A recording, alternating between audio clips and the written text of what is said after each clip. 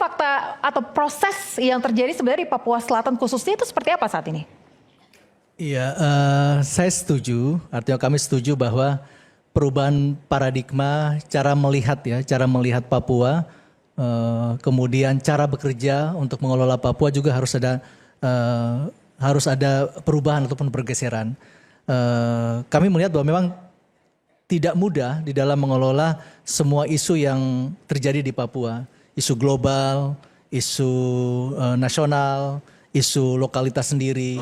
Sehingga hari ini pemerintah sebetulnya mencoba untuk menyeimbangkan beberapa cara pandang yang kami sederhanakan menjadi pendekatan bagaimana ada aspek ekologi, kemudian ekonomi, tadi Bu Prof sampaikan tentang kapital, kemudian sosiologi. Ini segitiga yang kami sedang bagaimana keseimbangan di dalam konteks mendekati cara pendekatan di Papua antara ekologi, antara ekonomi, kapital maupun dengan aspek sosiologi yang sangat beragam. Dan itu tidak mudah menyeimbangkan antara pendekatan ekologi, green economy. Hari ini misalnya tadi kita bertemu dengan teman-teman yang selama ini asosiasi Carbon Trading Indonesia yang melihat Papua. Ini ada sebuah pendekatan baru dalam konteks global, tapi kemudian ada regulasi nasional yang bisa menyesuaikan dengan konteks pengelolaan forestry, kehutanan, tapi kemudian ada penghormatan terhadap masyarakat adat dalam konteks ekosistem carbon trading di tanah Papua maupun misalnya di Papua Selatan. Kemudian bagaimana itu ekologi, tapi kemudian bagaimana dalam konteks ekonomi ketika kemudian kita mengelola strategi pembangunan yang dalam konteks Papua ada pendekatan kewilayahan, komunitas-komunitas unggulan per wilayah adat di tanah Papua. Ini berarti kan bagaimana bisa menyeimbangkan investasi yang masuk di sebuah kawasan-kawasan yang kita sudah desain dalam konteks komoditas. Tapi kemudian penghormatan terhadap aspek sosiologi, antropologi yang ada di tanah Papua. Itu pendekatan yang hari ini dan kami melihat film ini sebetulnya memberikan pesan kepada kami seperti itu. Menyeimbangkan antara tiga kutub supaya seimbang dan itu memang tidak mudah. Kemudian kedua yang kami juga lihat bahwa sebetulnya film ini juga memberi pesan sebetulnya ada yang bersifat planning skenario ke depan 2,5 juta hektar itu sebenarnya skenario planning bahwa ini ada potensi dalam konteks potensi. Tapi sebenarnya dalam berarti belum ya 2,5 juta itu belum. Itu hanya plan, potensi rencana. Ada dalam konteks rencana tata ruang nasional, rencana tata ruang provinsi Papua Selatan bahwa ada potensi lahan sekitar 2,5 juta hektar yang ada di tanah Papua. Tapi kemudian bagaimana skenario perencanaan kewilayahannya maupun skenario investasi tidak seperti itu dalam konteks 2,5 juta hektar. Seperti hari ini saja saudara-saudara setanah air bahwa lahan yang existing dari kawasan yang pernah dibuka dalam konteks kawasan transmigrasi sampai existing hari ini sekitar 79.000 hektar. Itu di kawasan transmigrasi yang sudah cukup lama dari era Belanda sampai di era saat ini. Kemudian hari ini ada kebijakan pemerintah untuk optimalisasi lahan yang memang ada lahan yang sudah dibuka tapi tidak optimal. Kemudian ada pencetakan sawah baru. Tapi kemudian kita bisa melihat juga ada kawasan yang dibuka untuk tebu. Kemudian ada untuk peternakan yang hari ini masih kita impor. Tapi kami lihat ini sebetulnya bagaimana kebijakan kita untuk bisa menarik investasi tapi tetap menghargai orang asli Papua dan juga dalam konteks menghargai ekologi yang ada di tanah Papua. Dan mungkin yang bagian kami bahwa memang melihat Papua ini tidak hanya melihat Papua Selatan dengan culture yang ada, tapi juga melihat di utara seperti kita misalnya kita Wangga ini orang dari wilayah utara. Mungkin konteks persoalannya lebih pada kebijakan perikanan. Kemudian yang hari ini kita lagi berjuang bagaimana bisa direct flight, direct export dari Biak, dari Sorong untuk misalnya ke kawasan Pasifik. Jadi banyak isu yang sebetulnya ada di Papua yang harus kita selesaikan. Ada topik-topik internasional yang harus regulasi nasional juga harus kita sesuaikan. Yang kita menempatkan Papua dalam konteks Pasifik. Tapi kemudian juga ada regulasi lokal yang harus kita sesuaikan dan sebagainya. Terakhir dalam konteks karena kita Komite Eksekutif Percepatan Pembangunan Otsus Papua, memang dalam berbicara tentang Otsus. Otsus ini adalah sebuah desentralisasi asimetrik yang memberikan afirmasi terhadap Papua dari sisi regulasi. Ada regulasi sektoral yang memang masih terikat, teman-teman di kementerian, tapi kemudian ada regulasi Otsus. Bagaimana keseimbangan antara teman-teman yang mengelola sektor ini, sektor kehutanan, pertambangan, kehutanan, perikanan. Oke. Artinya tadi disebutkan oleh Prof. Musda terkait dengan dana Otsus itu berarti sudah dipergunakan dengan baik? Sebetulnya hanya salah satu dari sisi kerangka Otsus. Ada kerangka kelembagaan, politik, representasi politik, ada representasi Majelis Rakyat Papua, ada kerangka strategis pembangunan karena di Otsus juga berbicara tentang ketenaga kerjaan, ekonomi lokal. Kemudian ada juga yang terakhir adalah berbicara tentang kerangka anggaran. Baik yang dari dana skema dana Otsus, hari ini dengan kebijakan dana Otsus yang baru ada dana 2,25% dari DAU nasional. Itu rata-rata sekitar 12 triliun untuk 6 provinsi. Tapi kita juga melihat bahwa memang ada perbincangan publik bahwa memang ini dana besar untuk apa. Tapi kita juga harus memahami saudara-saudara setanah air bahwa Papua ini luas. Indeks kemahalan tinggi. Satu di Jakarta hari ini mungkin satu sak semen itu mungkin hanya sekitar 60 sampai 80. Tapi di daerah Kabupaten Puncak itu 2,8 juta per sak.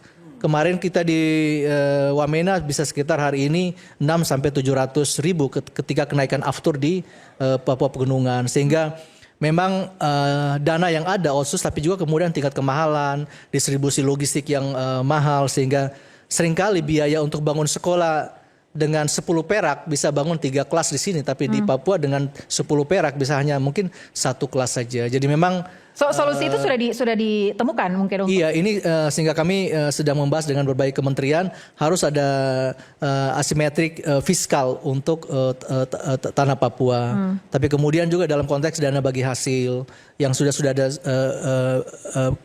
berbeda dengan provinsi lain. Dan kami saat ini sedang terus membahas tentang bagaimana creative financing untuk membantu juga saudara-saudara kita di tanah Papua. Karena dengan tingkat kemahalan, kemudian konsentrasi demografi yang beragam, kemudian juga dengan pelayanan publik yang juga tadi disebutkan Prof. Musda juga terkait dengan suku Baduy Dalam gitu ya. Kalau menurut Bang Felix sendiri apakah bisa dijadikan serupa semacam suku Baduy Dalam, means dilestarikan begitu ya budayanya, adatnya itu apakah bisa? Apakah ada kemungkinan itu? Memang di Papua kan beragam. Ada dalam konteks yang tadi kami sampaikan ada 7 wilayah adat di tanah Papua dari karakter masyarakat pantai di pesisir utara atau di pesisir selatan, ada masyarakat rawa-rawa dan pedalaman di kaki-kaki gunung maupun ada pegunungan. Sehingga tentu tingkat intervensi kebijakan juga dari pemerintah berbeda. Kemudian tingkat kemahalan juga berbeda dalam konteks satuan harga dan cara pendekatan sosial juga yang berbeda untuk saudara-saudara di Papua. Beberapa suku dalam konteks misalnya Kementerian Sosial ada namanya komunitas adat terpencil KAT. Dan itu memang masih ada di Papua yang memang bisa dibagi delineasinya. Sehingga cara pendekatannya, kemudian interaksi sosial awal. Saya setuju dengan Bang Siombing bahwa bagaimana komunikasi pembangunan yang juga beragam sesuai dan konteks sosial. Dan itu kita tidak pungkiri. Sehingga bagaimana intervensi bisa beragam di tanah Papua, baik di kawasan pesisir, pegunungan maupun di rawa-rawa. Enggak, ini motong dikit karena gini, kesannya kan Pak Bang Felix ini kan memang tugasnya percepatan. Iya. Tapi kalau mendengar dari yang disampaikan oleh Prof. Musda Mulia tadi ya, karena ini Kartini pejuang HAM kita semua lah gitu. Ini justru nggak boleh dicepat-cepatkan seperti yang sedang terjadi. Maksudnya gimana, cepat kembali ke paradigma yang diharapkan. Gitu. Karena saya Pak Kurniawan, saya mau mengambil apa yang berulang kali disampaikan oleh Pak Prabowo bahwa penyebab negara gagal itu salah satunya itu tadi kan kesenjangan yang ekstrim ketika Prof. Musda Mulia bicara soal akses tadi ya. Ya kan kekayaan nasional kita hanya dikuasai oleh kurang lebih dari 1% rakyat kita misalnya. Bahkan ini tugas lagi teman-teman mahasiswa yang nonton maupun semua. Tadi Pak Felix kan memanggil para pemirsa di seluruh Indonesia sebangsa dan setanah air gitu ya. Cuma ada 3 nama yang disebut-sebut dalam film itu. 3 nama atau 3 keluarga. Nah tugas kalian lagi. Tadi ada yang gagal, sekarang temukan 3 nama di dalam film itu yang dianggap punya akses berlebihan ke situ. Padahal Pak Prabowo mengatakan kesenjangan ekstrim bersama dengan tadi ada kritik terhadap neoliberalisme. Betul ya Prof. Musda Mulia kan. Jangan dihitung dari investasi, oligarki, pencapaian-pencapaian siapa yang punya, bagaimana nanti itu rakyat partisipatif atau tidak. Kemudian tentu saja kebocoran anggaran dan lain sebagainya. Tapi poin ini tidak berarti kita cepat-cepat di situ gitu. Kalau maupun menggunakan istilah percepatan, usul saya Pak Felix Wanggai, percepat untuk kembali ke paradigmanya. Ya kan, percepat untuk kembali ke paradigma seperti yang dibilang tadi, bahwa pembangunan oke, for the people oke, tapi juga by the people dan with the people gitu. Oke. Nah, kita percepat ke sana gitu. Oke. Saya malah jadi bertanya-tanya Bung Effendi. Iya, Paradigma mana? yang selama ini dipakai. Iya. Kita ini sudah 50 tahun loh. Sejak Orde Baru sampai sekarang tuh. 30 tahun Orde Baru, 28 tahun sekarang, hampir 60 tahun. Mau paradigma yang mana yang mau dipakai? Dan saya kira belum ada satupun sekarang pendekatan yang betul-betul efektif masuk ke wilayah Papua. Sejak ada Orde Baru. Itu yang jadi pertanyaan saya. Ini pendekatannya apa? Udah 60 tahun kita. 6 dekade. Belum ditemukan juga tuh sampai sekarang gitu. Lain pemerintah mungkin lain pendekatannya, lain ini dan sebagainya. Itu satu. Nah yang kedua menurut saya ada problem sangat mendasar di apa namanya itu ya, di kepala para elit kita apa? Sentralisme yang kuat. Bahwa segala sesuatunya seolah-olah pusat yang harus mengendalikan. Pusat Seharusnya? Kenapa? Seharusnya? Kita udah melihat pola pendekatan pusat di Orde Baru mengakibatkan peristiwa 98. Oke. Pola pendekatan yang kurang lebih sama di era Jokowi di periode keduanya yang serba agak terpusat menimbulkan banyak sekali peristiwa-peristiwa yang nggak kita inginkan. Dan saya kira cara pandang Pak Prabowo kurang lebih sama, agak ngepusat gitu. Jadi partisipasi, keterbukaan, saya kira bukan sesuatu yang ramah bagi Pak Prabowo. Jangan-jangan ya lagi-lagi mungkin ya itu sesuatu yang menyulitkan seperti di bayangan Pak Jokowi kan. Kalau ada lagi partisipasi repot. Udah undang-undang Omnibus Law buat aja cepat. Kita butuh investasi. Jadi cara pandang kayak begitu. Kita jadi daerah-daerah yang begini itu menghambat investasi aja, membuat investasi nggak bisa cepat dan sebagainya. Jadi pendekatan yang terpusat itu, yang pada tingkat tertentu yang menurut saya mengakibatkan apa yang dibicarakan oleh Bung Felix itu jangan-jangan nggak kena nih. Sama seperti kita berbicara misalnya contoh yang lain lah, reformasi polisi. Kok tiba-tiba udah diserahkan reformasinya? Pak Prabowo punya kriteria sendiri tentang Kapolri yang sukses gitu loh Pak. Yaitu bisa nanam jagung, bisa ngurus MBG.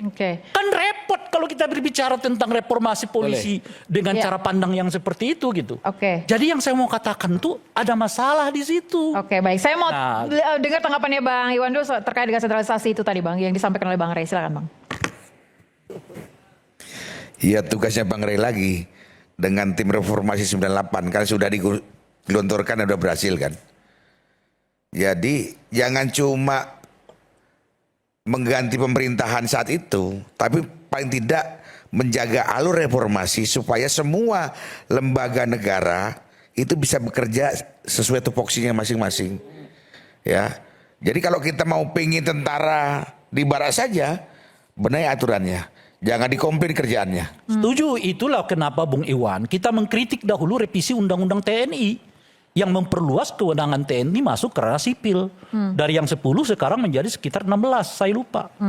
Soal pelibatan tentara di ranah sipil, itu ada aturannya memang yang disebut dengan operasi militer selain perang. Tapi itu diatur ketat, harus merupakan keputusan politik negara. Nggak ada itu tiba-tiba namanya tentara bubarin diskusi. Itu bukan OMSP yang dimaksud. Nggak ada yang namanya tentara ikut sosialisasi pembangunan. Itu bukan bagian dari OMSP yang dimaksud. Jadi jangan takut. Ada waktunya si tentara itu terlibat dalam ranah sipil. Tapi leading sektornya mestinya harus tetap sipil, bukan tentara. Dan itulah yang menurut saya sampai sekarang belum kita atur secara rigid. Kalau ada peristiwa soal banjir di Sumatera, ya mau tidak mau kita harus melibatkan TNI, tidak ada masalah. Tapi siapa leading sektornya? Siapa yang memimpin? Siapa yang harus menjelaskan begini-begini dan sebagainya? Bagi saya, Bung, bagi saya ya, kalau nggak tahu saya, Bung Pak Sitompul, itu merasa nggak terganggu sih seorang TNI diminta menjelaskan pembangunan gitu loh. Kalau menjelaskan tentang pertahanan, konsep perang gitu, ya itu memang tugas saya. Sama seperti nanti misalnya Bung Effendi yang komunikolog bukan kriminolog ya. Bukan, komunikolog, oke. Disuruh bicara tentang strategi pertahanan Indonesia. Tak bola balik. Oke. Nggak cocok gitu. Nah itu yang saya maksudkan tadi Bung Iwan. Kalau mau kita tertib tuh tadi kan. Nah, kan prinsip di tentara ini tertib kan. Soal disiplin. Ayo kita sama-sama disiplin betul. Yang sipil ngerjain yang sipil. Yang militer ngerjain yang militer. Yang polisi di bidang keamanan. Bukan ngurusin MBG dan tanam jagung. Tapi dalam film Pesta Babi ini keterlibatan TNI begitu ya di PSN salah menurut Anda? Gini loh Pak. Kan sudah kita sebutkan tadi. Ada konsep pelibatan militer ke ranah sipil. Pertanyaannya sudah diatur rigid enggak? Coba kita tanya Pak Iskandar, Pak. Ketat enggak? Di film itu sangat detail ya Sehingga dijelaskan muncul juga. sekarang inisiatif-inisiatif yang disebut oleh Pak Sitompul sebagai insting. Lo masa insting kita biarkan? Itu harus ditegur. Tidak boleh Anda melakukan itu. Di pendidikan, kurikulum pendidikan TNI itu harus diingatkan betul. Konsep hak asasi manusia itu yang paling utama salah satunya. Harus hargai itu. Sekarang eranya era demokrasi. Di mana sipil yang mengelola politik gitu loh Pak. Jadi jangan bolak-balik. Berdasarkan insting, ya kan muncul penyiraman air keras gitu. Tapi kan tidak semuanya hal buruk yang dilakukan dalam insting itu. Boleh dijelaskan Pak Iskandar mungkin? Yang saya mau katakan begini, seperti yang disebutkan oleh Bung Iwan tadi tuh, bahwa TNI melakukan sosialisasi, TNI ngangkut ini dan itu kemudian bukan dramatisasi digambar-gemborkan sebagai kesuksesan TNI. Keliru. Itu sama seperti kita mengatakan Kapolri sukses karena nanam jagung. Baik, silakan Pak Iskandar, silakan. Saya nanggapi sedikit dari Iya, boleh Bang Iwan, boleh. Ya. Silakan. Jadi yang dilakukan oleh TNI di daerah konflik itu tidak butuh pengakuan, tidak butuh pujian, tapi adalah langkah ikhlasnya seorang prajurit TNI di daerah konflik untuk selalu bersama masyarakat ya. Karena dalam Sabta Marga maupun sebuah prajurit itu ada situ. Jadi bagaimana seorang prajurit harus mau berkorban untuk kepentingan rakyat yang ada di daerah konflik. Jadi saya bukan TNI, saya sipil sama dengan Bung Rai. TNI tidak butuh pujian, tidak butuh juga disajung-sajung tidak. Tapi itulah langkah tulus orang prajurit di lapangan. Yang biasanya butuh pujian itu politisi, Bung. Saya rasa gitu ya. Okay. Kasihan kalau kawan-kawan TNI yang sudah bersusah payah di lapangan selalu dihujat, selalu disudutkan, saya rasa gak pas juga. Ini yang menurut saya nggak tepat juga. Kenapa? Setiap kita berbicara hal yang seperti ini dianggap menyudutkan TNI. Tidak. Kita tidak menyudutkan itu. Kita sedang membicarakan apa yang semestinya harus dilakukan dalam konteks berbangsa dan bernegara dari semua pelaku-pelaku negara ini. Menteri ngapain aja, Presiden ngapain aja, Wapres ngapain aja, misalnya begitu. Jadi jangan sampai semuanya bolak-balik gitu loh, terbalik-balik, ya kan? Sehingga konsep yang disebut dengan negara modern yang demokratik nggak jelas lagi. Itu yang kita sebutkan tadi. Jadi bukan dalam konteks kita muji atau kita dalam konteks menghina, no. Ya kan? Kita semua bersepakat bahwa TNI itu penting. Oleh karena itu kita nggak berbicara soal TNI itu harus ditiadakan. Enggak. Itu penting dalam rangka pertahanan. Polisi penting dalam rangka keamanan dan penegakan hukum. Bukan dalam rangka nanam jagung. Tapi kan itu bagian dari ketahanan. Itu salah. Lagi-lagi ini saya mau dengar dari Pak Iskandar dulu Pak, karena di dalam film tunggu dulu. Saya sulit menjelaskannya karena cara berpikirnya itu udah apa istilahnya itu ya, nggak apa-apalah polisi nanam jagung. Nah, kalau begitu yang memberantas narkoba siapa? Oke.